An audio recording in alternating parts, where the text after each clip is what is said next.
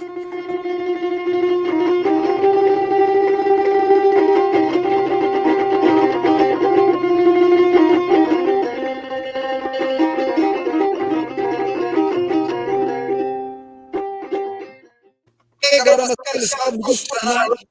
لاليبالا سريحنا ذهبنا وراري مكرو أو كند مسجانا تهندي دي بس أقولنا صبرنا سلطاني علم زرنا يوم هنا يفلتو ده تولو سباويان مخانا ليك أو تقدم عد سبا ياريد فلاسفة نايزينا نايب علي تافيدل زرقيت قديما عدلو سبا ناي علم ماما أوريتاويت فترة تقراي كم قدما مركز يفكر بتر هو تاويتو تهندي دي بس حبشا فرنجو أما قد يترفو شمتام تقوميتو تقري قدا يبلو نهبع علوم يموتو كندا الشعك نصمم حقك نزمتو بتكلا جورجيس أدقى بقلختيتو 30 سنسل أنا برك قوتو حدا يتملسن 60 زنتو كحدات زعملهم الشح قدي واردو من ليك نابط عليان نابدر وشن تقعدو أنت تقراوهاي جن زي دارادر عدو يوحنس متما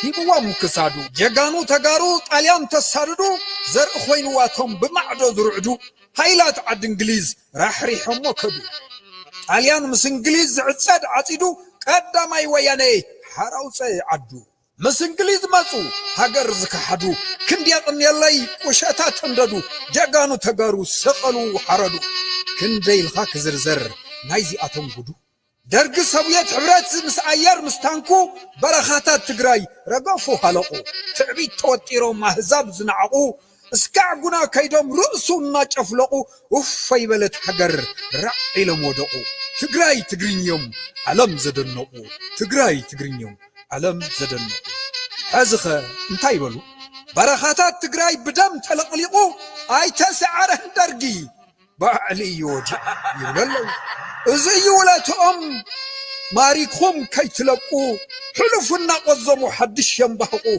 أنتم دك نبري وينو عتقوا تأزيزوا كسنتو كهلقوا عبد السلام نيرانا علم مرأيا عقابي السلام مردار فور سوماليا حمق أولا نفاس حظو بزوقيا مليون يفنقل لعليا من سوريا حرقس كما حدر قدمو بخاريا تعم ورمصلنا كم نفاس ديا بحاجر زمصي عيد لنا حسيا وحفط رجو عوتنا تكايا سر نيسعري دقاقين كاريا عبد نقستا سبا يوحنس ألولا مارتقش قبرو حيلا مؤمرا مفتر جغانو ناي أوراتات أورا حالفات توعرو ألاف جبر صيرا زبط أبدا عيدفرن كبرا قدفنا مسكراج عواتا.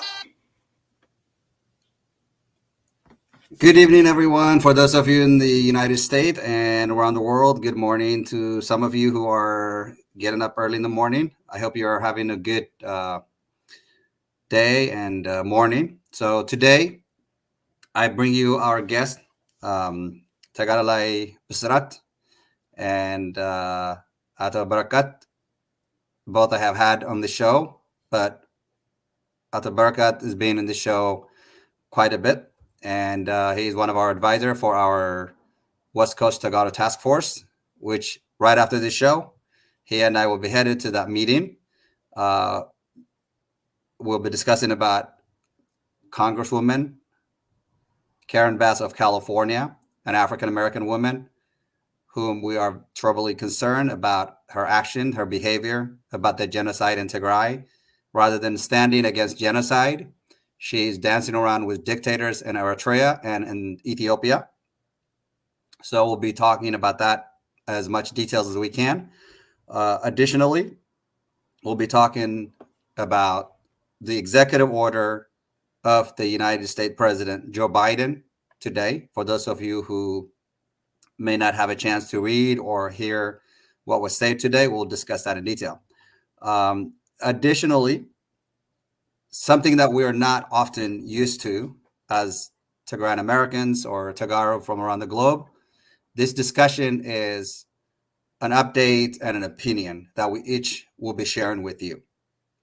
It is not necessarily going to reflect Tigray government, TDF, or any political party. Rather, it's an individual opinion that Cyber Power of Tigray is airing it and you all can take your own thought process, any positive feedback, any good discussion, good questions that you post on the chat. I will selectively bring those and ask our guests today. But I want to give you a heads up.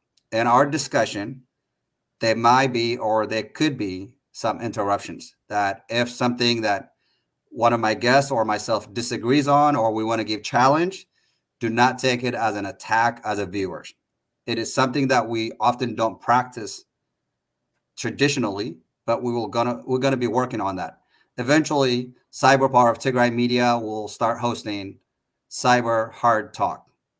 What that means is that we'll have serious discussions that some of you will love it, some of you would hate it. Some of you respect it, and some of you may not respect it. And that is okay. At the end of the day, it is important for us, Tigrayan Americans, to have a serious discussion about the events that's unfolding, about the genocide in Tigray, that rape is used as a weapon, starvation is used as a weapon by the dictator in Eritrea and the dictator in Addis Ababa, Ethiopia. So with that, first and foremost, I'd like to welcome our guest. I'll start with Tagalay Bisrat. As usual, welcome. Please do an introduction yourself. I know in the past we just say hi, so-and-so, but let's spend a couple minutes talking about yourself as one of the former fighters, the service that you provided for Tagaru, and for those of us that was not lucky enough and old enough to carry the weapons, that you were able to give your life to Tigray and, well, to Ethiopia then, but I'm going to say to Tigray because there's no such place called Ethiopia. There was a country used to call Ethiopia. So the fell farmer state of Ethiopia, that you were among those who signed his life to that nation to bring the peace and democracy that they enjoy for 25 plus years. So I will start with you, and then we'll go to Mr. Barakat. Yep, you're muted. Sorry. Thank you, Mike, for having me again. And it is my pleasure to share this discussion as part of this group. And of course, I believe a number of people know me. I have been on and off in the media, and I have wrote a couple papers and one book. Through those, probably a number of people know me. My name, as you have said, is Bisrat Amare. I was part of the armed struggle. I joined the TPLF in 1976, the European calendar, or in our calendar, in the US calendar, is 1968. Prior to that, I was a high school student, and I was mobilized by the Derg's Edgat Behevret. They call it Edgat Behevret, for literacy program. And I went that way to join the TPLF. And I served from a rank and file, a regular fighter, up to the head of the intelligence department. I was at the end the head of the TPLF's intelligence department. And I was there until the Derg was overthrown. This was pretty much, I have stayed there. The armed struggle was, it was not 17 years. It was 16 years and 12 months. I was there 15 years and some months with the TPLF. I was a little less than 20 years when I joined the TPLF, and I came back at the age of 36 and I'm very pleased, although we have a lot of martyrs, to have lived up to this time. And then after we overthrow the Derg, I did not stay long with the TPLF PRDF government. I stayed about 11 months, and I came to the United States. There are long stories why I did not stay there. That I will keep it for a later time. I came here. I went to school. I graduated at the Ohio State University, and I was a teacher for 13 years, and I retired from that. And I have 3 children, and I am a married guy. And I have been active in issues pertaining Ethiopia, particularly Tigray, for the last 30 years. I have been very much active in almost political issues. This is what I can say. I was involved with last 4 years in founding. I'm a founding member of the Sahadri Civil Association. That was very important, which I believe is much even important than all the lives that I have spent. That will bring, I believe, it was well researched, that gives some hope and solution to the people of Tigray at this moment, because civil association is very important.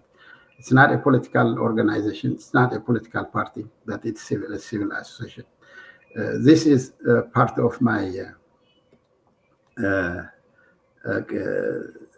activities that I have participated, which I give it a lot of meaning to the future generation as well.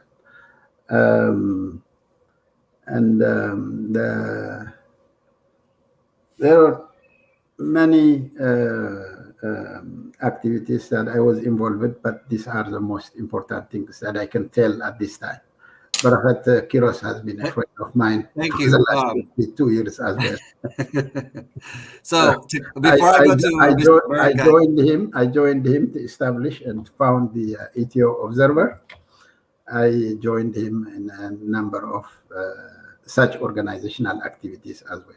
And thank you so much for giving me this chance to talk.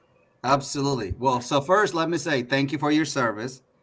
And if you saw it, we had Yoni. He did say, thank you for your service, Tagalay Bisurat. So I had it on the screen.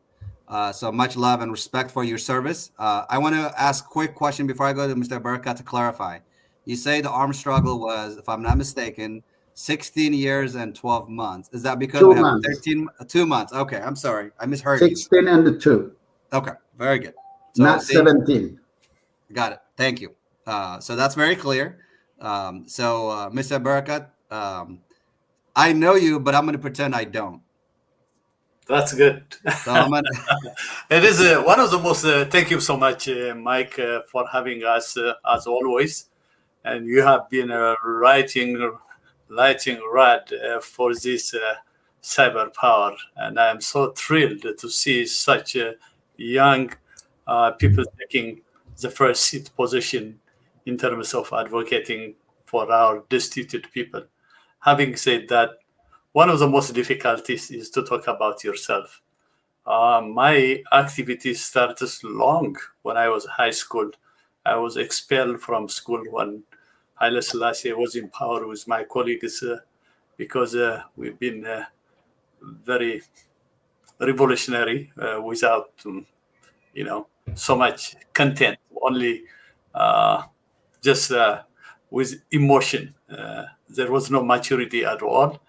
And then when the revolution broke out, I spent 2.5 years in prison. I was the first student back then. I was to be imprisoned. And then after that, went to Russia. And then in Russia, I was expelled that I was a member of Tigray People Liberation Front. So just like anybody, I have to go to Germany and ask asylum. Stayed in Germany and work with some representative of TPLF. And then I decided to immigrate to the United States in 1985 to Milwaukee. And then I pursued my education in Milwaukee. After I got my bachelor degree, moved to Seattle in 1991 and went to school again and got another bachelor and then my master's. So when I was staying in Seattle, I was engaged in many activities. One of them is that I have worked closely with Busrat over 24 years. The first time we met was International Solidarity of Tigray, when was founded during the Ethio-Eritrea conflict. Since then, we worked together closely because we had the same ambition, how to move Tigray to more democratic society. And then I became Ethio Observer editor, and then works through being community engagement commissioner for City of Seattle, and also for COVID-19 community advisor for King County still, and also served as a chair for 24 non-profit organization of communities of color. Right now, I work for myself for CERC, Coalition of Immigrant, Refugee, and Communities of Color. We do candidates forum. We do seek also list funds for community organization. And also I am a founder and chair of WAMA, Washington Africa Media Association.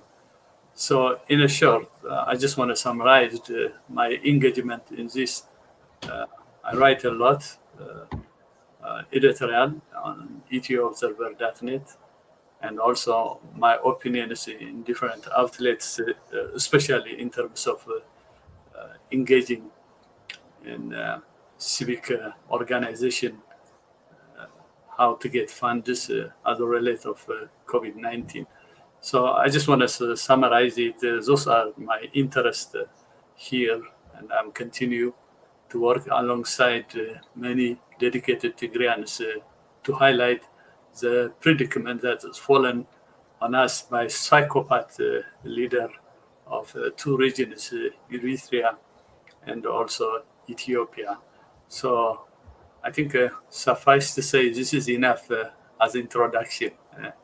As I said, it is very hard to talk about yourself. I'd rather people talk about me. Thank you. No, that's good though. That's good introduction. So you heard the word "black don't crack."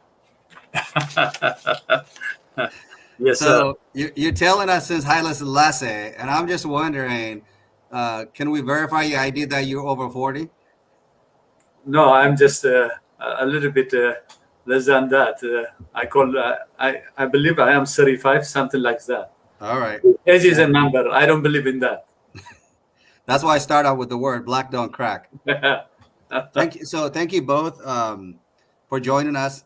Again, for those of you who are joining us, I have our guest, Tagalay Bsarat and Mr. Barakat Giros. Of course, the discussion today, the main topic that we have is the executive order by the U.S. government. And then we're going to talk about Karen Bass that we've been discussing about for the past few days. And then other topic, of course, we're going to throw into the mix. But first, I'm going to go to Tagalay Bsarat. So what does it mean to our people who are being killed by rape, by massive starvation for the past 10 months. So when the world fails, America, the US government, is now using its power by taking an executive order, which will go back to Karen Bass's failure, dancing with dictators, whether she's bribed by money or by whatever corruption that I believe personally. Again, this is not a opinion by Cyber Power of Tigray, but my personal opinion is that she's a corrupt woman. But before we get to Karen Bass, can you take a few minutes and explain to the many people around the world that don't understand what, or may understand it, but what is it really the executive order mean by the US government to the people of Tigray who need food, water, electricity to survive, to live their lives? Okay, very good. Well, executive order, particularly by the United States president, is meant to be very serious and immediate. That cannot be stopped or checked by the competing powers. The president's order will be practical and selected. This is what we know when most executive powers took place during the first 100 years when a new president is elected. But in such cases as well, like the genocidal war in Ethiopia and other particular issues, the president can come up and take an executive order. Now, I don't know how many executive orders like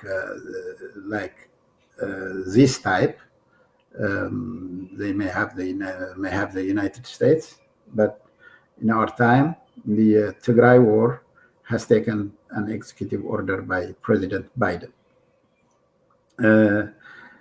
It is not clear, however, the sanction type and the scope the president is referring to, because I have very much doubts in the Ethiopian case. Ethiopia, as much as its history and state nature is complicated, still in this war, we are experiencing a very complicated situation.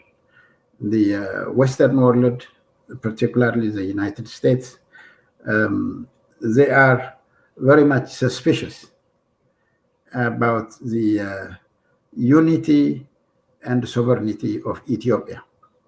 They are very much concerned. But the principle this country stands for is not about the unity and sovereignty of violent or dictatorial regimes or states. The principle that stands this country is humanity and human rights. An excessive human right that includes genocidal war has occurred in Tigray by multiple forces. They have seen it for the last 10 months. They have talked in a possible strongest terms, but we haven't seen them taking a straight and strong action. Even the humanitarian aid the United States generously allowed to go to reach Tigray didn't reach because of the siege Abiy Ahmed, Isaias Afwerki, and the Amhara regional government imposed. So Now, the sanction that the United States executive order is looking is not clear even. It focuses on individuals. It focuses on individuals. It's not on entities, on the structure itself, because it's the structure that's destroying people, killing people, running genocide, blocking humanitarian aid. So really, it's not as much as we need it. It may contribute positive, but it's not that much that makes me happy about this executive order. Okay, let's see it, perhaps. And it includes the TPLF. The TPLF has nothing to do with this situation anyway. That's fine. If there is something, but I don't think it's for moral equivalence, perhaps, that they are including the TPLF in this game.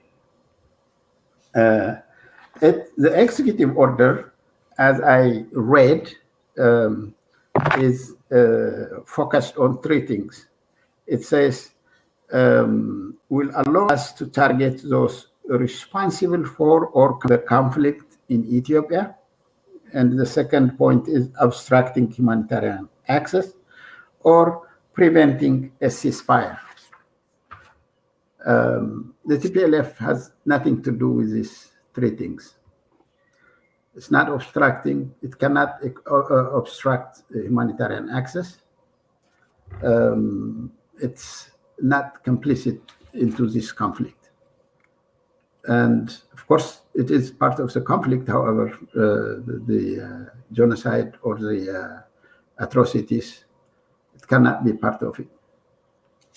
So I'm not defending the TPLF, but moral equivalence has nothing to do. The United States, as a superpower in this world, has to lead the world correctly based on the principles the United States people believe or stand. That's humanity and the responsibility of human rights. So this is what I can tell you at this moment. Thank you. So as you're giving us the explanation of the executive order, I just looked up how many executive order President Biden has taken, and I saw a comment on this on the section. But I want everybody to research and tell us up to today how many executive order. But in the meantime, according to CNN, so far, Joe Biden, from the day he took office until April 30th of this year, he have taken 52 executive order. As of today, I'm not quite sure the answer. So to Mr. Barakat, so I don't want us to duplicate what the discussion is. What I'd like to hear from you is, okay, so the U.S. government has taken an executive order. An executive order is a very serious matter. Usually that if sometimes the Congress or the Senate or both sides of the is either behind on getting something done, or something is presumed that is very serious, is when the government of the United States will take an executive order. So given that an executive order is signed, but it's vague by nature, when should we expect there to be more clarity? Number one. Number two, what should meaning the Tigrayan Americans, what should our roles and responsibility be now that we know the U.S. government clearly took 10 months to hear our cries for our people's survival, is now taking an executive order? What could we do to push this executive order to be immediate, to be implemented? And if the dictator in Asmara, because one of the executive orders I read is that Eritrean troops must leave Ethiopia. That's one of in the executive order, is that Eritrea must leave. Today, and we can disagree on this, by the way.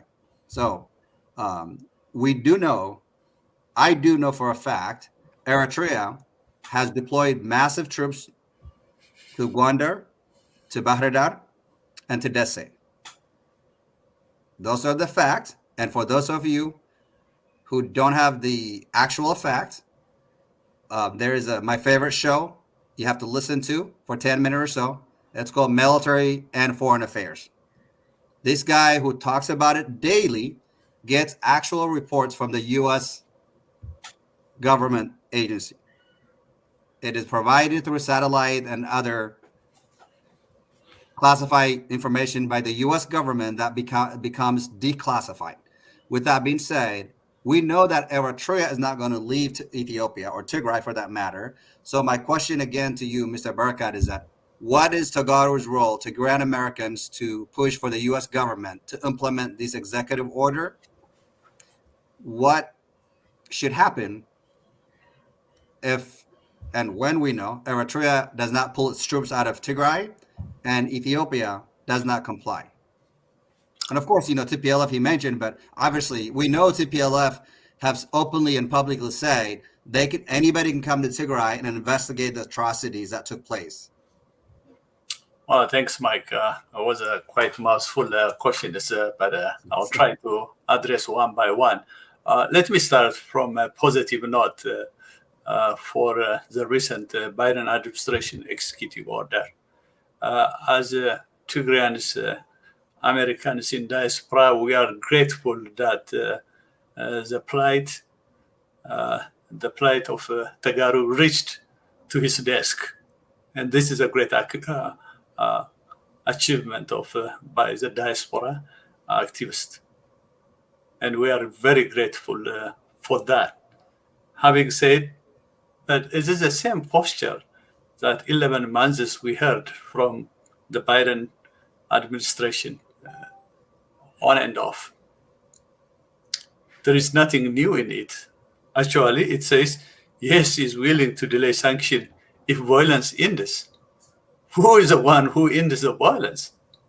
The violence is perpetuated by two RAG regimes, Abiy Ahmed, psychopath leader, the Amhara Fano, a vicious militia, and also the Eritrean troops from the border. Those are the people who are committing violence against innocent people in our land. So putting Tigray People Liberation Front, actually TDF, we should call Tigray Defense Forces, into this action is just prosperous. I mean, I don't know. They are not the one who are obstructing humanitarian organization. They are not the one who refuse for ceasefire, because the Tigray People Liberation Front leadership had made it clear, open the corridor for the humanitarian, evacuate. Still, there are forces occupying sovereign Tigrayan territory in western part of Tigray. The Amhara militia with the Eritrean troops. They made it clear from the start that once those invading forces leave from western part of Tigray and also open the humanitarian corridor, electricity, banking, all communication aspects, internet, telephone, they are willing to talk. So, as I said, Abiy and Isaias are the one with the Amhara elites preventing and trying to prolong. So I'm not quite sure this administration putting the Tigray People Liberation Front in this regard. So he is willing to delay sanction if violence ends. I mean, still violence is going on against our people. And mind you, what's happening right now, especially in the last 2 months, is when we start offensive chasing the fascist regime soldiers and militia partners. The Amhara diaspora elite has a very long history in media manipulation and lies. For 11 months when atrocities are committed in Tigray, they were cheering and supporting the looting, killing civilians, and gang rape, and never had a concern for the plight of Tigrayans when electricity, banking, telephone, and internet is cut off. Now, they are shedding crocodile tears. And this is the saddest part. So, from this sanction that, if you read it in depth, it only entails for individual people who are in the authority to prevent them from traveling.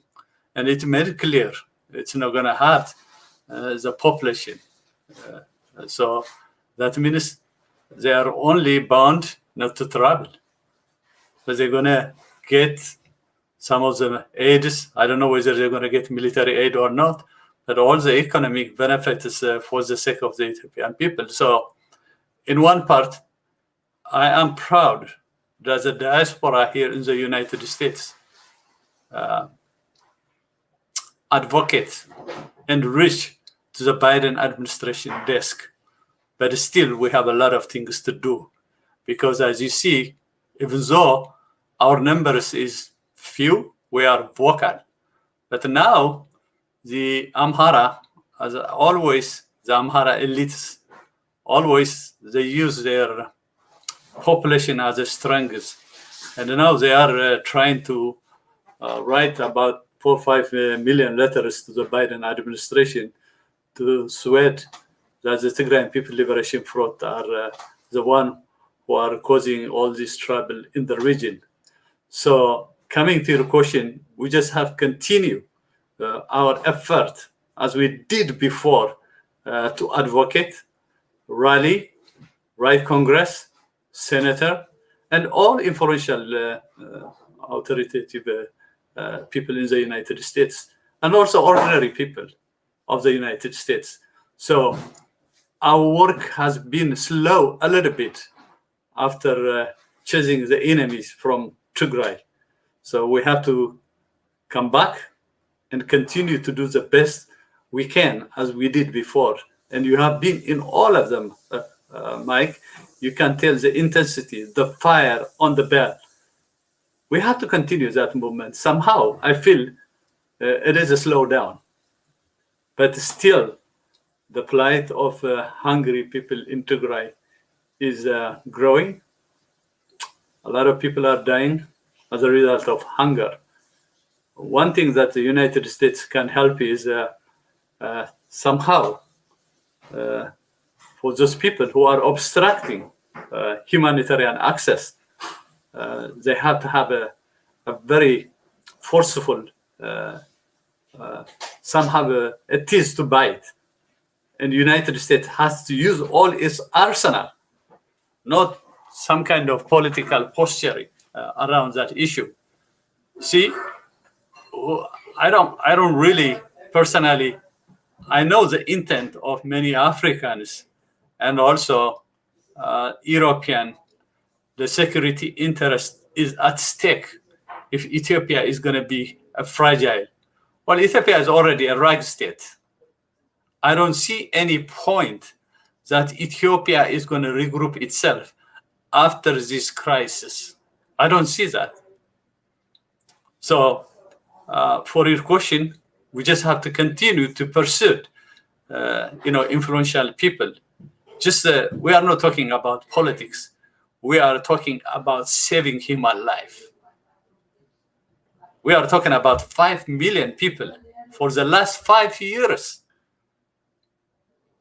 All this economic blockade. And then the last 10 months, what the Eritrean Ethiopian troops have done in terms of burning houses, burning crops, slaughtering oxes, whatnot. It's so hard to believe in 21st century such kind of atrocity will happen in our soil. So we just have to push back again and again and again to lobby and advocate for our people. I see a little bit kind of fatigue, but also people are dying. Really, many of us have so many sleepless nights, as you, and I know, Mike, you've been in Sudan, you have seen it on Iran, on the ground zero. So we just have to go back to what we did before, and we need to rally, galvanize in every state, internationally. This is what I feel. We have been a little bit slow in terms of that. So to conclude, this posture is nothing but empty in terms of alleviating the pain of our people. See, I see it from the point of how is Tigray? Our Tigray people are drinking, eating. We have peace. Peace alone cannot make some kind of sort of a living condition. I mean, think about that. So still people are hungry. There is no food. There is no clean water. We need medicine. So many things. So I think what we do in short is more alleviate the pain of hunger to those authorities. And we are not doing enough to advocate on that. So really coming back to your question, the US willing to delay sanction.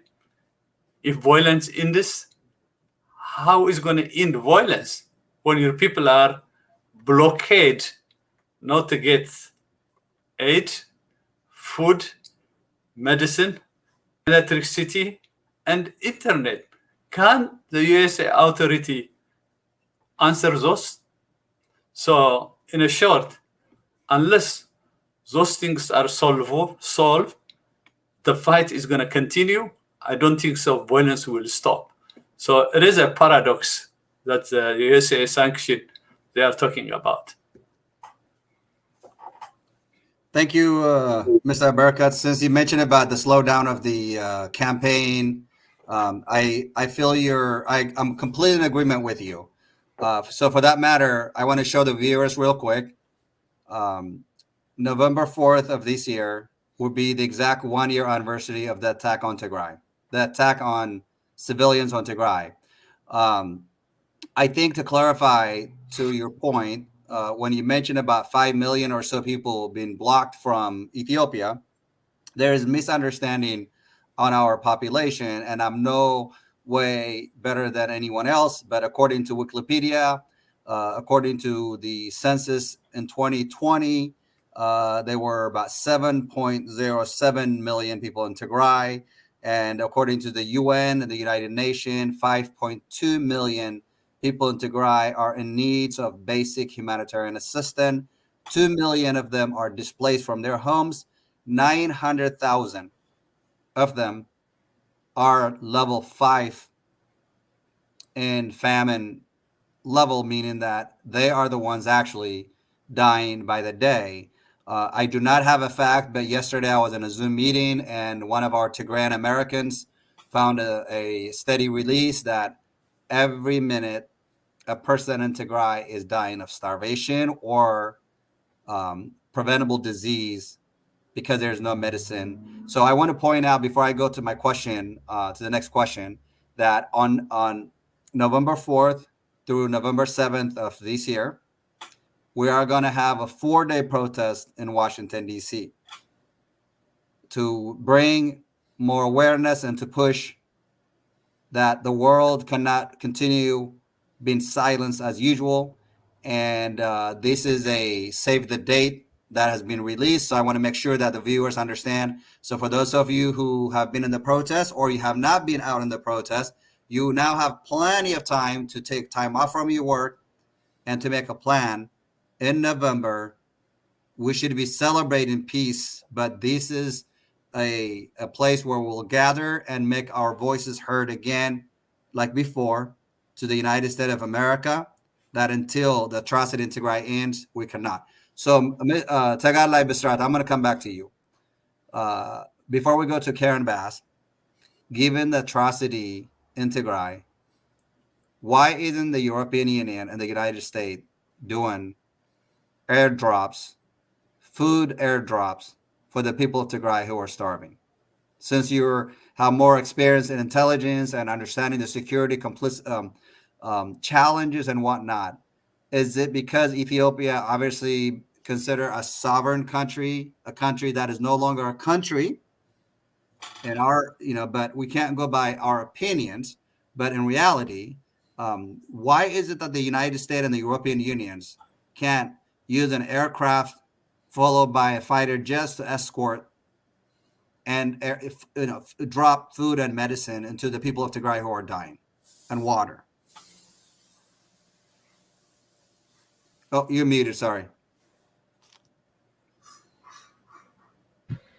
That's a great question. This will, of course, will take us into a number of issues to raise. However, I will limit with some important points only. The European Union and the United States have a full capacity and power to do an airlift to drop food. They have done it in World War II. They had done it in a number of places where they were involved. They were operating. Now, in the case of Ethiopia, they know that the state is failed.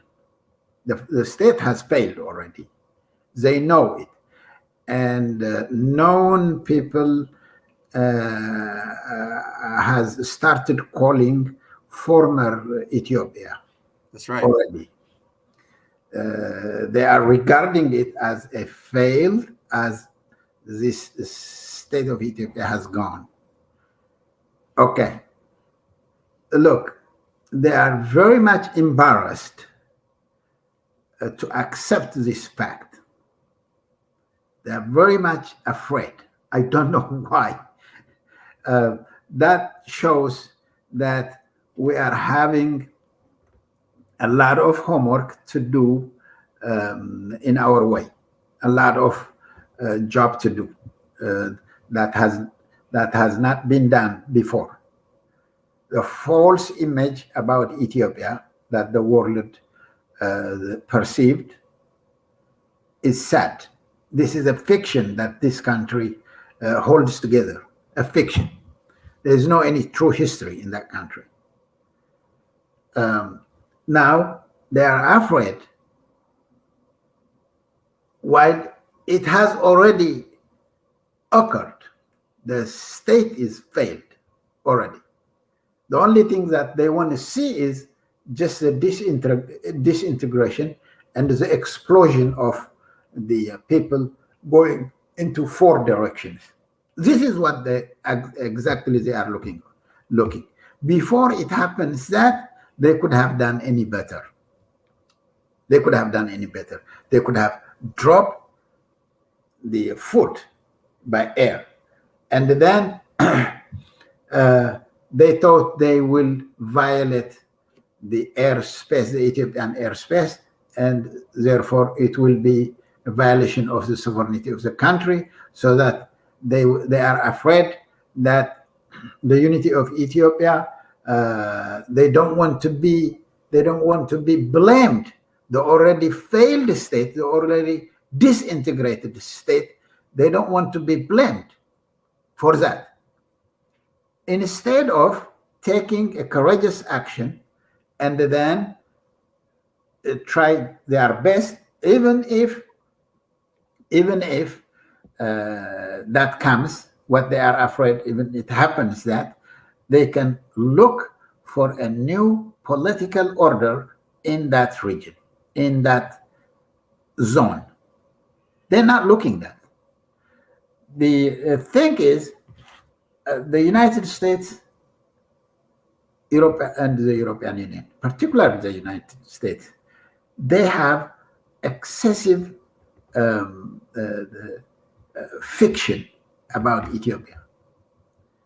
They did not even know how this country was formed, when, and then they only know there is a fiction. There is just like a sing-song, 2,000 years old country, never been colonized, has a written language, and the blah blah. Where in the world this were existed? Who made them? Where are they?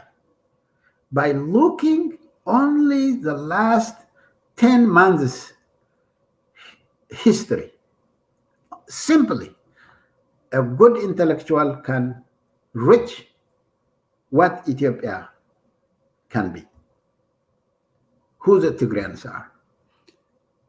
So I'm going to interrupt you there. So they are afraid. They simply because they don't want to be regarded as they have caused the disintegration of the country by providing food to Tigray.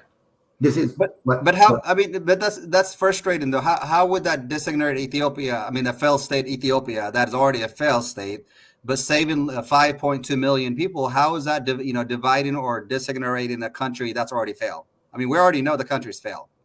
How is that? Just in short, and then I'm going to go to Mr. Barakat to give me the opportunity. Well, look, there is a war that no one can stop it. Except TDF. Huh? Except TDF. Yes, no one can stop that war. The United States knew now. They know now. Just now. They know it already. But no one can stop it. Abiy Ahmed cannot stop it. Isaias cannot stop it. And then this war has already extended way beyond Tigray in central Ethiopia, and then far beyond that into the south. And there are coalitions coming to fight the central government. Other factors, other forces are joining. So this by itself, Ethiopia will never happen to become the way it was. There might be not only reform, it will never be the same Ethiopia. There will be a very strategic shift in the political order of that region, in the Horn of Africa. And Tigray will not be part of Ethiopia anyway. Simply, if we can calculate about this.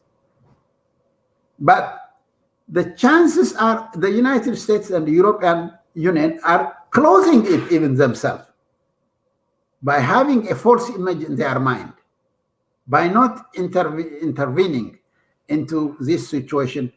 But they have the principle, the human right principle.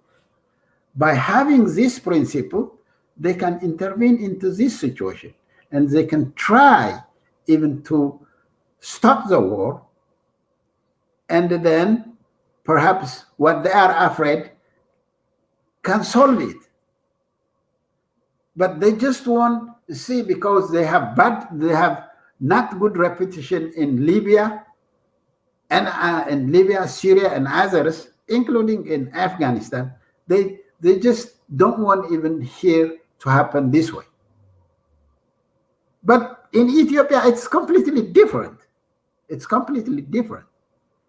Their intervention perhaps helps Ethiopia, rather than sitting behind and watching.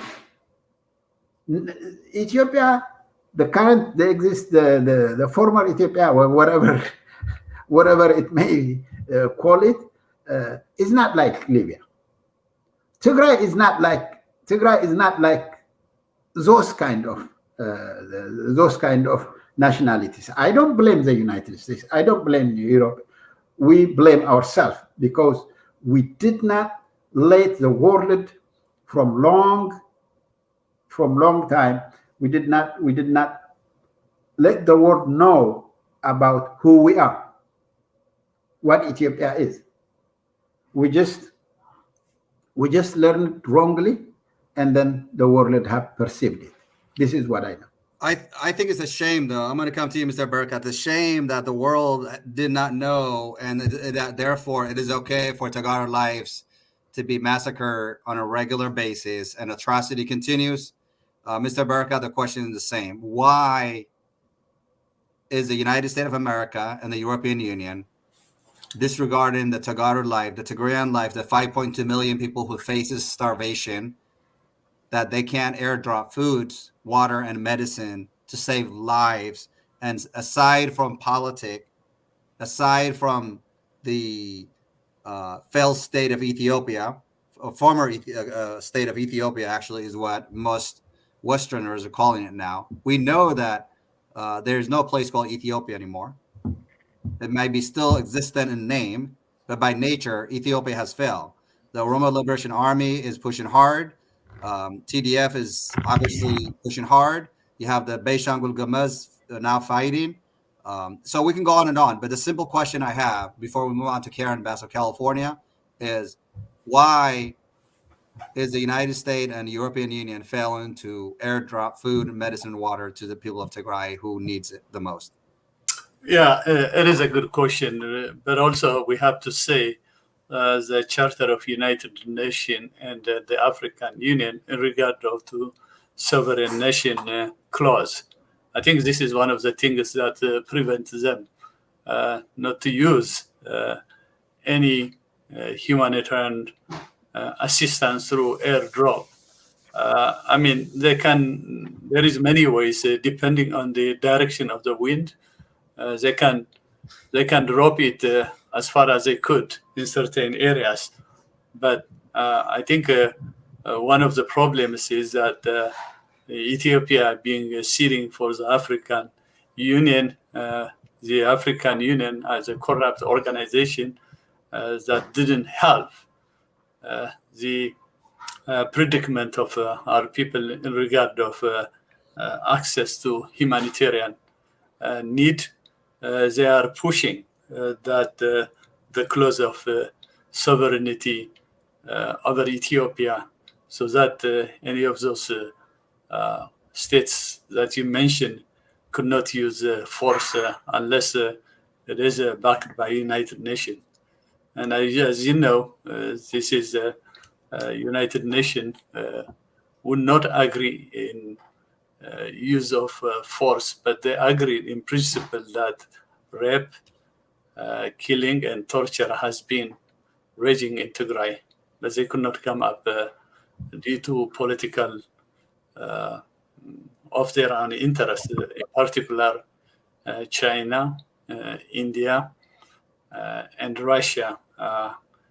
They've been preventing the security vote from making a sound decision to elevate the problems of starvation and war in our area. So it is a political misfortune that we are enticed in this quagmire scenario. So those are the things that really prevented people not getting the aid they supposed to need. They know there are about 7 million people, as you mentioned, being on the range of starvation in a different category. And also, mind you, this year was not cultivated, and more starvation is looming next year. And this it has to be clear for many of us, because the plowing season has been left with no plowing. And some of those people who live in that area, they don't even have oxes or donkeys even. They started to use in plowing their fields. So the problem is not suffice to say still in terms of the politics of starvation.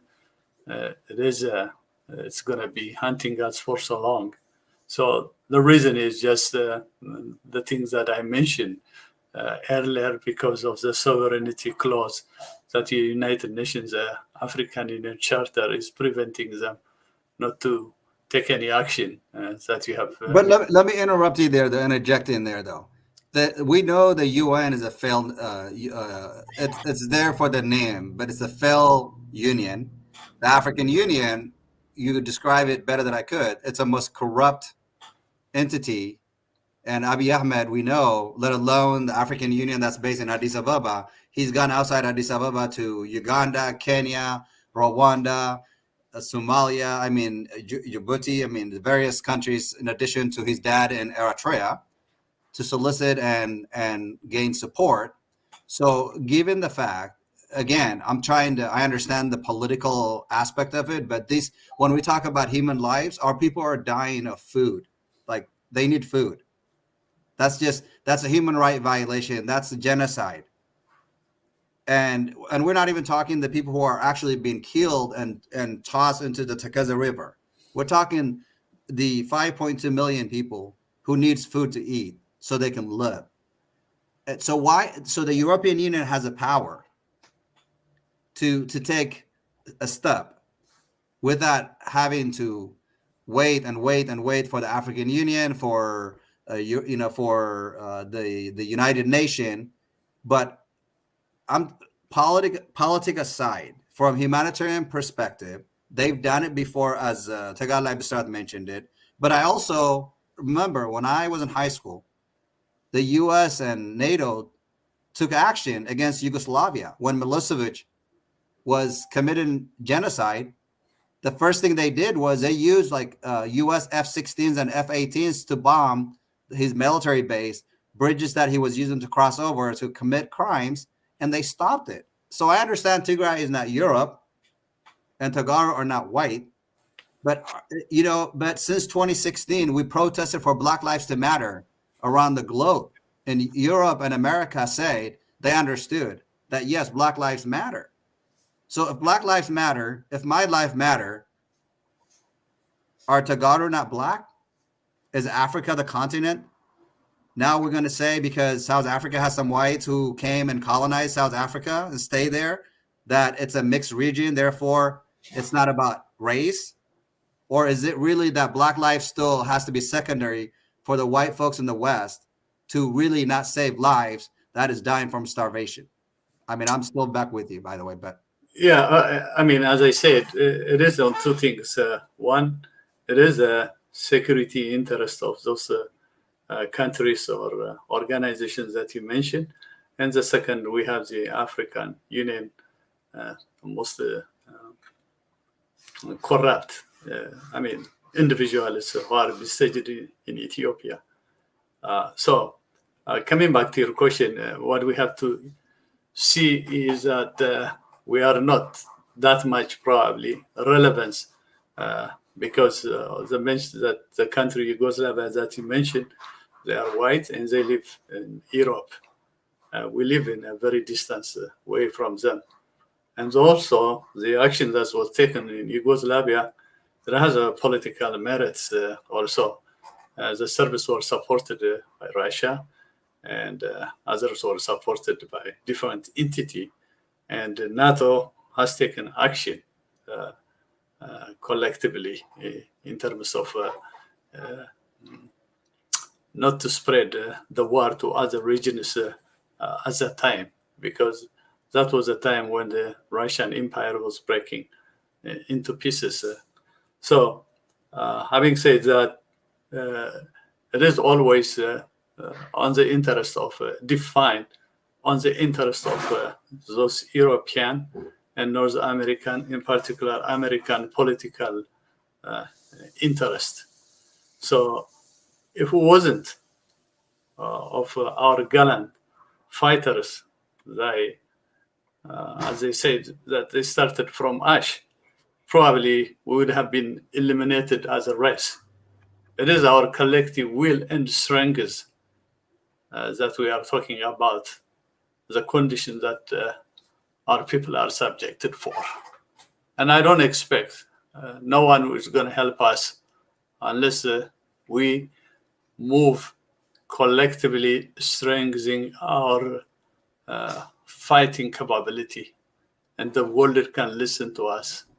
And that's a very unfortunate thing, because what happened, I don't want to repeat it, what happened in Tigray, you cannot imagine that will happen in 21st century. And the world had witnessed. We live in technological cutting edge. They have seen each atrocity that has been committed. CNN and other independent journalists. What kind of witness do you need to call it genocide or starvation used as a weapon of war? They know all. But just we are not that much important to their interest, and also probably will be liable if Ethiopia, as Bisrat said, they know Ethiopia from fable, unreliable history. The last 30 years, how Ethiopia progressed and stable, and each nationality to have their voice was condemned by those ethno-nationalists called Amhara to create a unitary. So this is the assumption that European has been feeding on those palpable issues. And if you, I don't know whether you read it or not today, the world watches as Abai loses it and risking losing Ethiopia too. And it is posted in ethioobserver.net. They are talking about the war is raging and Abiy is losing in a big deal. And the world is watching when Ethiopia is becoming fragile. So it talks about in a great language that something should happen right now, especially in regard of starvation in northern part of Ethiopia. And that's one of the things that is causing Abiy to lose his grip from power. So, yeah, I mean, the only thing that we have is our collective strength and force, even to get that kind of attention. And I just have to say, long live Tigray Defense Forces, and the will of the Ethiopian people will have a great impact. And even our enemies, they are now listening to us that they never listened to us before. How much resolve and capable people we are. We are pushed and put to this war. We didn't want the war, but they pushed us, and we are pushing them to defend and to have such authority more never to happen in our soil. So I understand the concern, but we are, as you said, what we are. We don't have oil for now. So yeah, but if we had Al-Shabaab like a terrorist organization, the U.S. and Europe will be jumping right on it. So let's get Mr. Bisrat into this discussion. So the clip that I was showing, the child starving to death, obviously, the mother crying, showing the basket, no food to eat. And if you guys saw a glimpse of it, they were taking a piece of leaf and chewing on it. And I have spoken about this since my return from Sudan, because I'm sick and tired of living in a way of hiding things, because the fact that we know as Tagaru is that even some of our TDF fighters had to survive eating leaves to fight the cruelty, inhumane that was brought by the Eritrean army, that was brought by the Ethiopian army, and by the Amhara Fana and Amhara militia. And it's really frustrating to me that we are here talking famine, starvation created by Abiy Ahmed of Ethiopia, and Isaias Afwerki of Eritrea. And I understand that we need to be sensitive, but as we speak to you today, Ethiopians, Amhara Ethiopians, are continuously falsely accusing TPLF being the instigator, that now TPLF, which is TDF, obviously, that's fighting. They wouldn't even distinguish the difference, obviously. TPLF as a party, TDF, which is the people of Tigray fighting for survival. So, Mr. Basrat, you as a former fighter, we're talking about the African Union being the most corrupt entity, the United Nations, and now we have young kids, women, trying to survive on leaves, and some of them are dying. And then yet we have a congresswoman from California, and to add an insult to an injury, she's a black woman. And when Tigrayan women are raped, when Tigrayan children are dying of starvation, instead of focusing on that and telling Abiy Ahmed and Isaias Afwerki, stop it in the 21st century, as a black woman, I cannot stand idle and watch Tigrayans die of starvation and the rape and the atrocity. Could you imagine if Karen Bass has a daughter and her daughter was raped by 23 Eritrean soldiers, and when she was done being raped, then nails and other objects is being placed in her private area? I mean, this is what have happened occur in Tigray by Eritrean military. The rape that have raged in Tigray has not stopped. Eritrean troops are still in Hawara, occupying our territory, raping our women and girls, and killing civilians in that region. And then the rest of Tigray is now we're watching that. What the clip you saw, it was on Tigray television. But this is something that I have discussed about before. I brought it in, not with you guys, but with other folks. I've talked about it on Cyber. I talked about it on Teddy Press. I've talked about it in other places. Literally, our people are dying every day, and their survival now, some of them, is on finding leaves. And so what is up with Karen Bass of California, and what could we do to also raise food for our people? And one of our viewers a couple of days ago has sent me a message. One of the things that they recommended is that why aren't we growing food that grows faster, like such as a mushroom and certain things that does not take a long time to grow it in Tigray for our people to make it through? Why aren't we discussing about that in the media? So I'm throwing a lot of opinions, but then the questions to rephrase them to you, Mr. Basrat, is, the corruption by the African Union, by the UN, and we now have a congresswoman from the United States of America, black woman, going to Ethiopia, supporting a dictator who is committing a genocide on the people of Tigray. How do we comprehend in this kind of matter, and what is our solution in addition to what TDF action is taken for survival? Oh, you got your meat. Sorry. Well, this is showing that the solution will be only in the hands of the Tigrayans to help themselves, to save themselves. That the African Union, as you have mentioned earlier, has known a very significant reputation of anti-human rights nature. And Western scholars have coined the African leaders kleptocrats. They call them kleptocrats in the political science vocabulary. What is that meant is nations ruled by thieves. These are called kleptocrats. This is their name.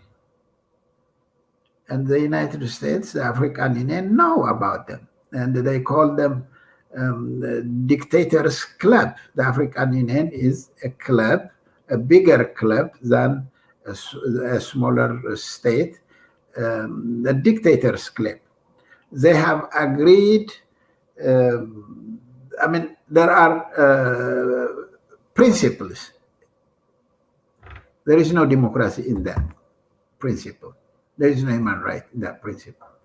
They have agreed to respect and protect colonial boundary systems, that they live in that political order. These gangsters, none of them, except very few, very few, like Tanzanian longtime president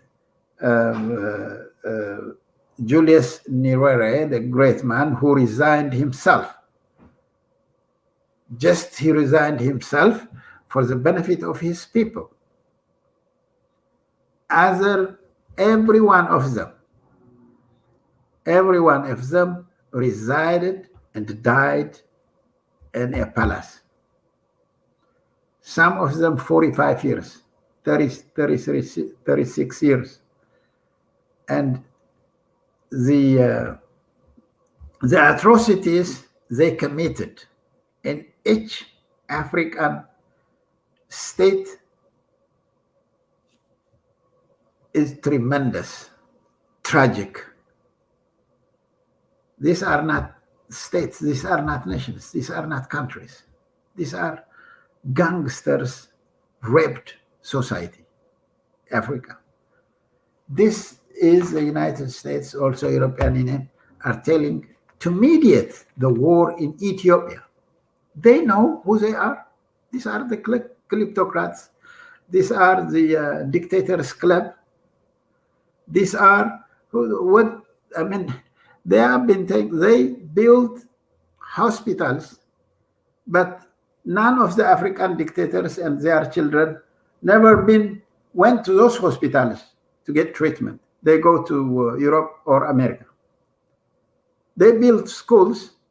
None of the children of those authoritarian children went to those schools. Their children goes to Europe and the United States. Putin called them this. Why do Africans respect themselves? Why don't they respect themselves? So, Biden also mentioned about this thing, the African Union can mediate. They cannot mediate. They don't administer themselves. They are people, they are abusers. We are not white, of course. Yes, we're not white. We are not white. But those Europeans and Americans have a better system that respects human rights. Better system that keeps democratic rights. These are the systems, these are the people, these are the leaders that can have a good idea for mediation. This is what we are saying. It's not because Africa, they can kill each other. They can tell us this. We know this. We have to tell the United States, we have to tell the Europeans. These are dark as their face, killing their own people, residing for 40, 50 lifetime in the palaces. And then they agreed with Abiy Ahmed and Isaias to eradicate the people of Tigray. We heard the African Union. I don't know what the name of that guy, the secretary of the African Union is. I forget his name. Okay. And then Karen Bass, one of the Congress member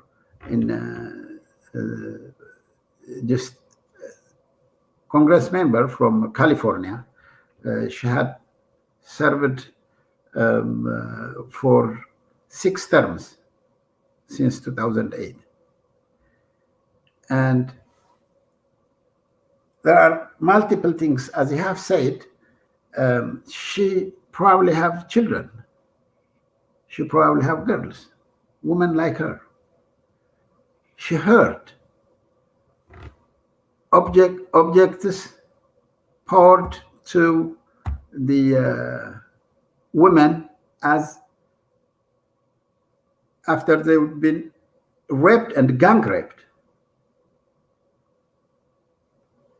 to their organ. Objects were thrown, filled with sharp objects to women's organ. Look at how the violation, the human rights violation, the sexual violation. Even today, President Biden mentioned it. But what is their action? What is Karen Bass? She is the chair of the African subcommittee. What makes it so worst with that understanding of Africa? In fact, in America, including the African Americans, the respect of human rights is like a culture here in the United States. But this African American lady does not seem even to respect the culture, the very culture, including her own people, very much have acquainted with this culture.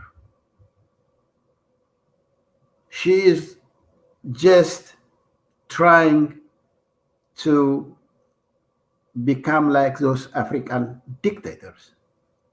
She probably is thinking about the sovereignty and the unity of Ethiopia, because street gangsters were giving her some information about what Ethiopia is. Ethiopia is just a collection of more than 80 ethnic groups. These groups came by force, by brute force, and they have nothing in common. They neither have a system that keeps them together, nor they have a common culture and history to entertain. They simply are constantly against each other all the time, constantly. There is no 2,000 years history for Ethiopia. This is what Karen Bass knows, a fiction. Ethiopia is only 140 years or maximum 150 years since the days of Johannes and a little before that. There is never colonized, they keep saying that. This, the Battle of Adwa, they keep calling Battle of Adwa. That Battle of Adwa is fake. They learned it fake. It was a war. So let's stay with her. The issue with Karen Bass. I think we're gonna go a little bit wide on the topic, but I brought her name and the screen for those who's following us. You are absolutely correct on. So I want to make sure to validate what you said, which is what I brought in. So she was reelected in November 2020, and that was her 6th term. And she currently is the House Subcommittee and Foreign Affairs, and also to make matters worse, she is the Subcommittee on Africa, Global Health, and Humanitarian. Global Human Rights. Yeah, this is a woman who's supposed to be protecting human rights, and she's also in the jurisdiction subcommittee on crime and terrorism. So, and she's going to visit. She's visiting a terrorist leader in Addis Ababa and Eritrea she's gone and visited in the past. So I just want to stay on her topic because I want to make sure that we also give an opportunity to Mr. Barakat to come in and before we close our segment. Yeah. But let me interject here for the sake of the discussion, if I may. It's all you.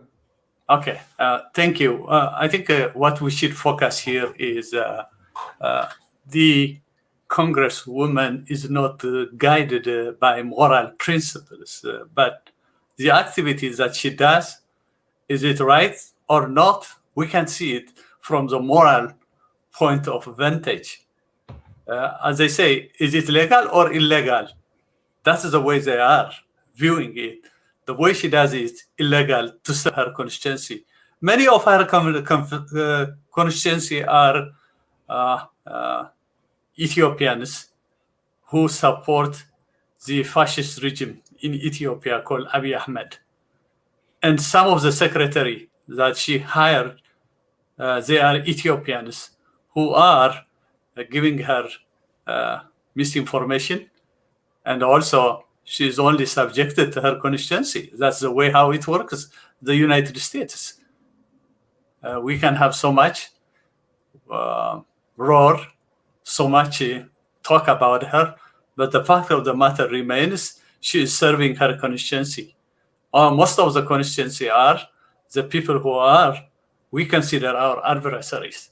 So having said that, she does the best to serve her constituency, that we don't have enough people to pursue her in terms of her treacherous activity. And she has been a supporter of the Eritrean regime. She has been there a couple of times. And she works with many of the Eritrean diaspora as well as the Ethiopian diaspora as well. Those are the facts. So we can say so many things about her.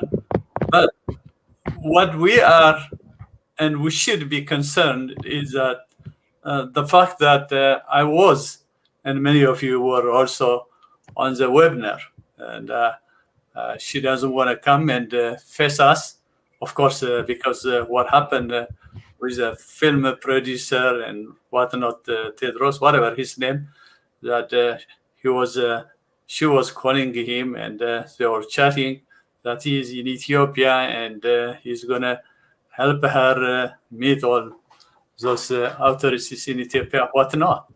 And the first thing in the webinar is told by her two congressional officers is that the video was taken illegally and it doesn't represent her true intention, which is a baloney. It is what it is.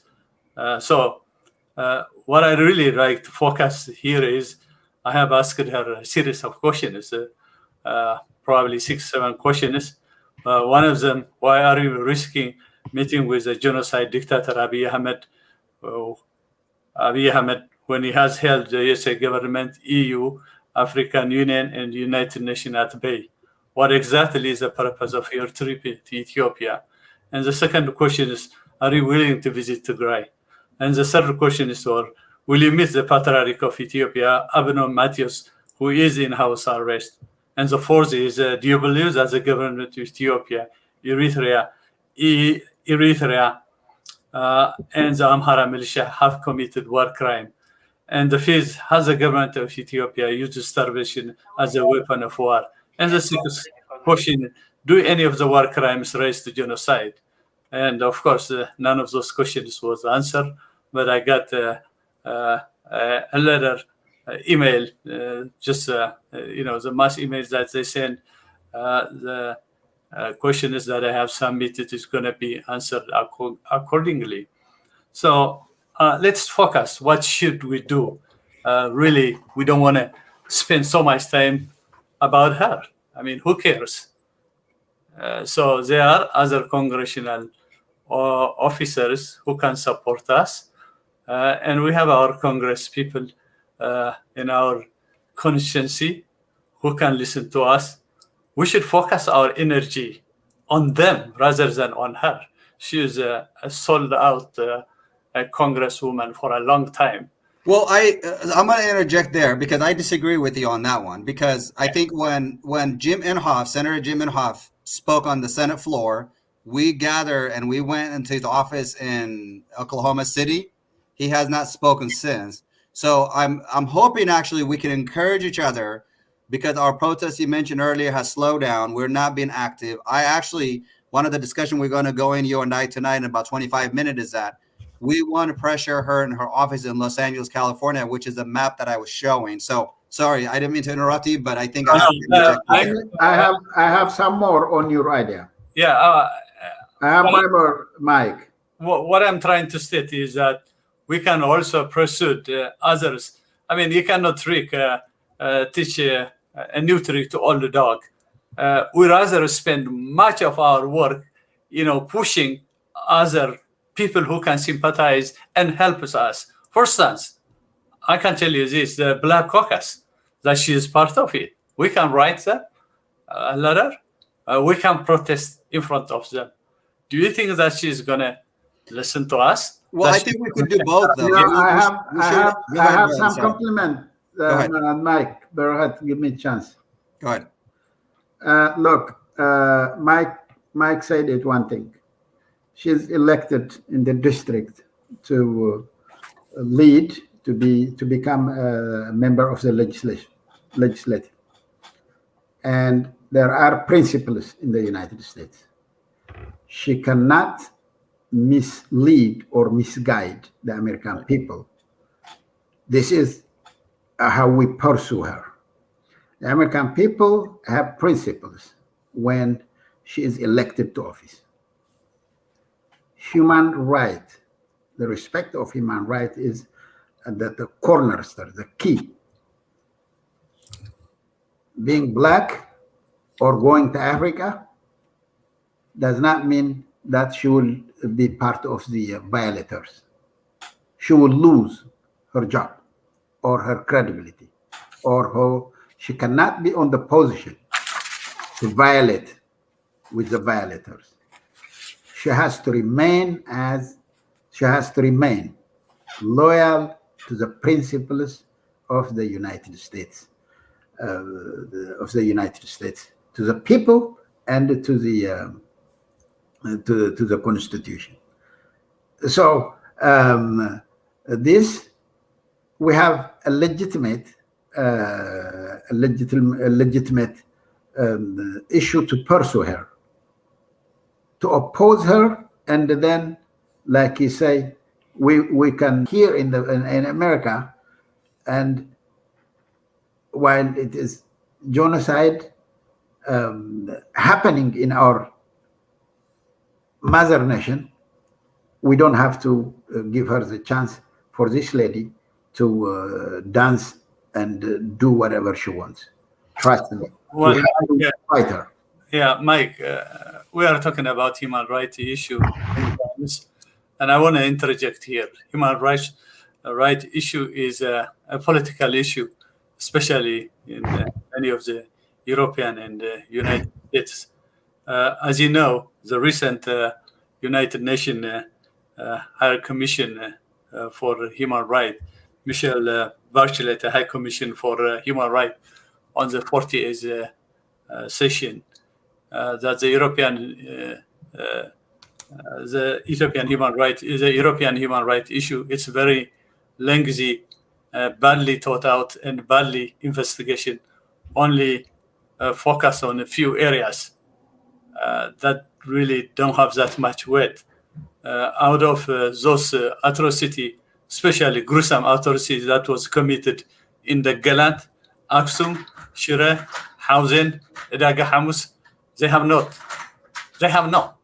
And those are the most important things in terms of human rights issue and genocide that has never been investigated. And this is the sad part. And also here, even at her level in the congressional sitting, we didn't have any chance to talk about on behalf of our people. When she conducted a congressional hearing, we demand, I know Engineer Yasu and others from her constituency demanded that we should have the same opportunity like any other Ethiopians to talk about. She refused to date.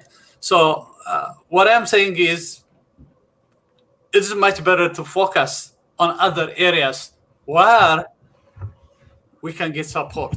This woman, she is sold out. She's not going to back up. I think I understand your point. So to sum up here, I agree with you. We should focus on other area, but we cannot let her get away with what she's doing, being the chairwoman of the human rights, and just what Basarat is talking about. She cannot. It's just like, could you imagine law enforcement officers committing a crime instead of serving and protecting, preventing? I mean, law enforcement is assigned to prevent from crime being committed in the first place. And could you imagine this woman given that power by the people of Los Angeles, California, and to serve in the subcommittee, and for us to sit and to ignore her, to continue to advocate for Abiy Ahmed and Isaias? I think it would be a great mistake. We've been going at it for some time, so I'm going to give each one of you 2 minutes, please, to wrap up, and then we'll bring this up again tonight. But I think for our viewers, I want to make sure that we are sharing our own opinions. So as you saw it right there, we just disagree with one another's point, which is what I'd love to see for us Tagaro to have ideas and views that we can share, even when we don't agree with our point of views, but we can respectfully disagree on ideas. And of course, I'm going to come back to you, Mr. Basarat. I'll let you finish up. We'll take a couple minutes each, and then we'll continue hopefully soon. Well, I will really capitalize on the Congress member Karen Bass's activity to be really confronted, challenged. We have to engage her because her constituency, those who elected her, has to know that Africa is not far. Africa is not a place for an American congresswoman to hide and violate human rights. We have to let these people. This is America. California is not far. That district, particularly in that place. And then the Congress, where she is leading as a subcommittee chair, the African desk, I believe. This, a lot of efforts, a lot of letters, a lot of tweets has to be poured on it, because this is the very she is on the position of leadership. She's not an individual. But look, Barahat, every American in power, whether in the executive body, ambassador or the foreign secretary or senator, have condemned this war crime, whether they call it ethnic cleansing, in whatever term they use, have used every possible strong term to condemn it. But this lady, look, she's black. She's going to use that color. And she is in the African desk as a chair. We have to go after her. She is violating the American value. She's not supposed to be in that place. Every American authority have rejected this, condemned this violence that has occurred against the people of Tigray in the past 10 years. And this woman should not use her color, should not use the power she has, should not join the African dictators, we should not allow her to become part of Abiy Ahmed and Isaias Afwerki. This is what I can tell. Thank you so much, Mr. Basarat. I'm going to come back to you, Ata Barakat, and then we'll end our discussion. Thank you so much. Yeah, thank you. Let me point out the obvious acute need for a clear understanding of the magnitude of the harm that has been committed against Tigray and Tagaru by the psychopath Abiy Ahmed and his expansionist Amhara. Tagaru now are pushed in a state of mind that have no attachment to Ethiopia as it stands right now, including me. The rape, the torture, the genocide, the inhumanity that has been done to Tigray will never be forgotten. And I know we're going to rise up from the ash, and as we did, the only salvage for us is our collective will and unity that we're going to push for a sovereign state of Tigray. No one is going to help us except our strength and our sacrifice so that the people of Tigray can live happily forever. Regarding to this congresswoman, we should not forget, as I said earlier, we get only due process. We don't get justice at the end. That's the way it is. And also, she is serving her constituency. And we have to find our constituency, others in support of our case. She's only one person. There is a Black Caucus that she is accountable for. I'd rather focus on them and trying to get a support. Probably that she's going to resign from her post. So what I'm saying is, yes, she is what she is. And also she is working with her own framework of consciency. That we should not forget. I mean, the policy here is dictated by consciency. Even we cannot express our profound sadness because we don't live in her district. So I think in principle, what you said, I agree, all of you. But I rather focus on something that I can get out of it. There are many ways. One is Black Caucus. Second is to the democratic institution itself by writing what's going on, that she is misleading the American people and using her own position by undermining people who are on the verge of collapse. So therefore, I will ask all Tigrayans in diaspora to stay vigilant and to her advocate for the people that they are fighting for. And I am very proud to be one of them. Let's continue to fight the fight as we started, and Tigray will prevail. Thank you so much for giving us this opportunity, Mike. And also, I'd like to express my gratitude to the founder of Cyber Power of Tigray, Ephraim, a good friend of mine, and Mickey. Continues the work that you have started. I know you put so much sacrifice in terms of your comfort, and I will continue support you in any way I can, and I couldn't be proud of what you have become and accomplished. And thank you so much. Thank you, guys. Appreciate you. So this was from earlier today. So I don't think I've told you guys before, but by nature, I'm a distance runner. So this is my meditation. I have it muted because I think it gives us an opportunity, but I do this on Facebook. When I go out, I want to support my people psychologically, emotionally, physically. We are drained.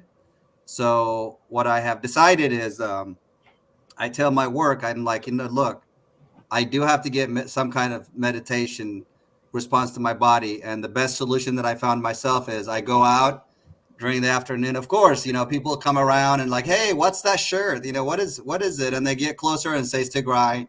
or Tigray Defense Force in this case. So it gives me the opportunity. I live in predominantly 96% white community in America, sadly, but they're amazing people. So we've been talking how they know that I no longer talk about Ethiopian history, but I talk about Tigray history. I talk about Tigray culture, that I make sure that they're not pronouncing Tigray as Tigray. So all of you out there, Tagaru, supporter of Tigray, and everything else, let's make sure that we continue to stand for Tigray. We continue to speak for our ethnicity. The atrocity for the last 10 months was designed by Abiy Ahmed of Ethiopia, Isaias Afwerki of Eritrea, to do ethnic cleansing, to eliminate our ethnicity. So if our ethnicity is to be eliminated, then what is there to not stand and speak up, for such atrocity? So for all of you out there who are struggling, who are suffering, who are going through so much of pain because of the atrocity that have been committed against our people in Tigray, at the end of the day, we will make it through. And you don't need a witness, because Tagalay Bisrat went through it 16 years and 2 months. Is a struggle at the beginning. For those of you who joined us a little later, he explained his experience in a very brief, not all his life experience, but the movement that he was part of. But we know that when he was a fighter, freedom fighter, he lost many friends, many families along the way. The pain that he and many others have had over the years, and those of us who are traumatized with what's happening in Tigray today, let us continue our unity, even when we have a different point of view and opinions. Let us love each other. Let us respect each other. Let not the enemy come in between my brothers and sisters, because that's the only area they know how to get us. Tagaru, see, we don't have issues of defending ourselves. We are actually extremely generous people, and our generosity often is mistaken. The atrocity that had been committed during the Mengistu era, now being the worst in the history of Tigray, was partly, there was a leadership also errors on our side, on our part. So don't take that as a criticism. Take notes, mental notes, whatever you think, whatever you say. At the end of the day, we as Tigrayan Americans, Tagar all over the globe, we have one agenda. We have one goal. That is to free our people in Tigray once and for all. With that, I thank each and every one of you. I appreciate the amazing discussion we have had with our brothers here. And I look forward to having them again. This discussion is going to continue. I appreciate you both. And good night to everybody in the West Coast and the East Coast. And for those of you in Australia and other places I saw, have a great day. Thank you.